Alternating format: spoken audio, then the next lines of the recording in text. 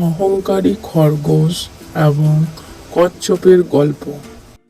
অনেক আগে এক জঙ্গলে পশু পাখির ছোটখাটো মিলন মেলা হচ্ছিল।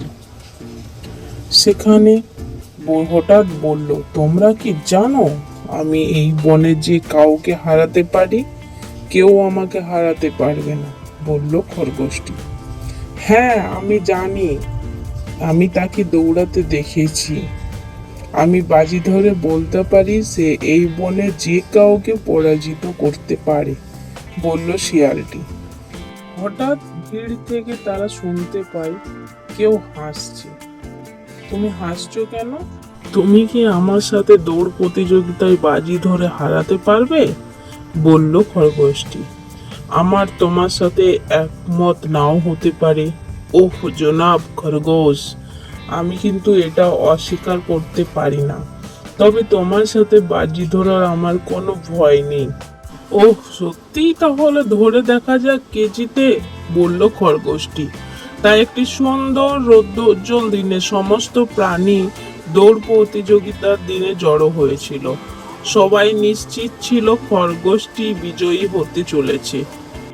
সেরা জয় হতে পারে এবং সেটাই আমি, গর্বিতভাবে বলেছিল খরগোশ। হা হা হা হা হা হা হা হা। এখন চলুন বুড়ো, আমি বাজি ধরে বলতে পারি তোমাকে 1 সেকেন্ডের মধ্যে ধরে ফেলবো।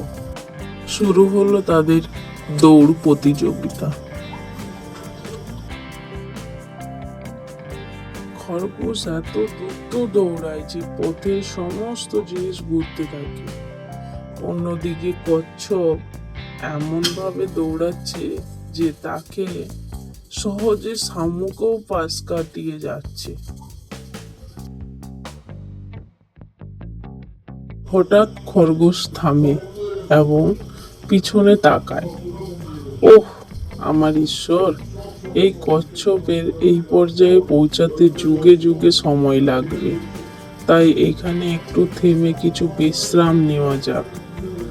যে কখন এখানে পৌঁছাবে তখন আমি ভালো বিশ্রাম নিয়ে নিই এবং তারপর 1 সেকেন্ডের মধ্যে পলকের মধ্যে ঘুমিয়ে পড়ল।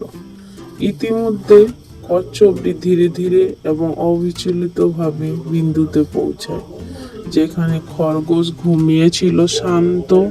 পায়ের আঙ্গুলের টিপ ফেলে খরগোশকে পাশ কাটিয়ে গেল এবং সে খরগোশকে উপেক্ষা করলো।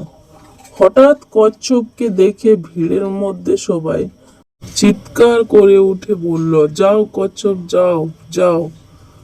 এদিকে কচ্ছপ দৌড়ে দৌড়ে এসেও তার দুর্ভাগ্য, কচ্ছপ ঠিক তার আগেই দৌড় শেষ করেছে।